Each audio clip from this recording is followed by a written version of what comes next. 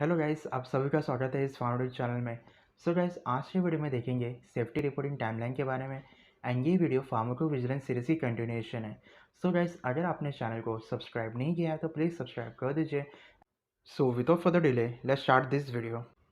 So first of all जानेंगे who can report side effect. So patient, doctors, hospitals and pharmacists. These are the stakeholders who can report side effect or the adverse event to the respective regulatory body or the drug manufacturers. So चलिए जानते हैं safety reporting की timeline क्या होती है। So during the clinical trial, that is किसी भी drug को मार्केट अप्रूवल मिलने से पहले कौन सी टाइमलाइन पे सेफ्टी रिपोर्टिंग करना होता है। फॉर एग्जांपल, अगर कोई कंडीशन है जिसमें किसी भी पेशेंट की डेथ हो जाती है या जो कंडीशन है वो लाइफ थ्रेटनिंग साबित होती है, सो इस कंडीशन में जो भी साइड इफेक्ट या एडवर्स इवेंट रिस्पॉन्सिबल है for death of human subject, उसे विदिन 7 डेज रेगुलेटरी बॉडी या जो भी रिक्वायर्ड स्टेक होल्डर्स है उन्हें सेफ्टी रिपोर्ट सबमिट करना होता है।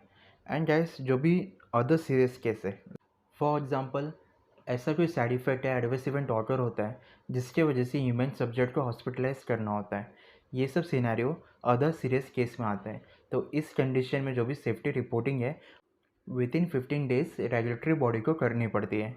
And guys, for non serious case 90 days का टाइमलाइन होता है।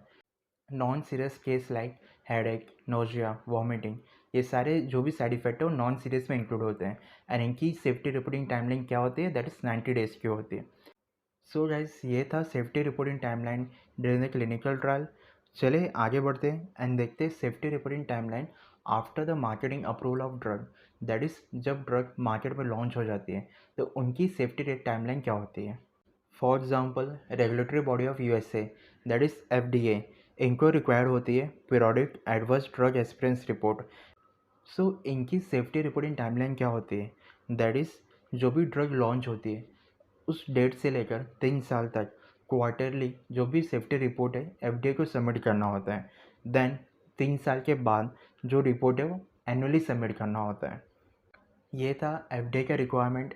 सो coming to the European region, for example किसी ड्रग मॉलिक्यूल को इन यूरोपियन रीजन 2020 दिसंबर में मार्केटिंग अप्रूवल मिलता है।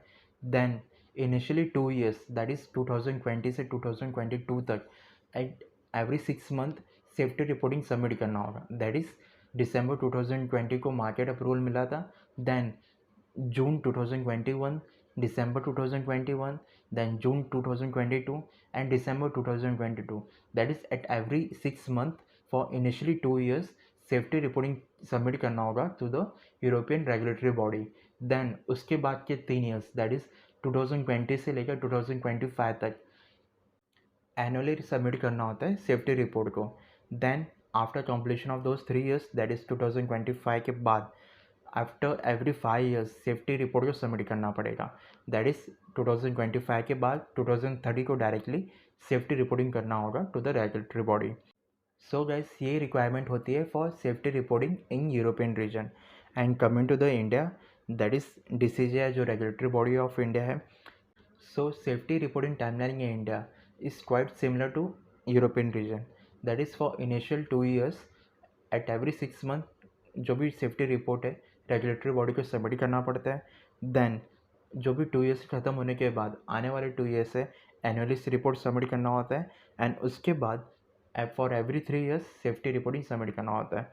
दैट इज़ फॉर एग्जाम्पल 2021 में किसी ड्रग को मार्केटिंग अप्रूवल मिलता है, देन 2023 तक at every 6 month safety report submit करना होगा। देन देयर आफ्टर 2023 से 2025 तक एनुअली रिपोर्ट सबमिट करना होगा। And after 2025 for every 3 years safety report submit करना होगा। दैट इज़ 2028 में सेफ्टी रिपोर्टिंग करना होगा। सो गाइस, ये थी timeline requirement in India. So guys, ये थी सेफ्टी रिपोर्टिंग टाइमलाइन के बारे में ये वीडियो। होप करता हूँ आपको अच्छा इन्फॉर्मेशन मिला हो।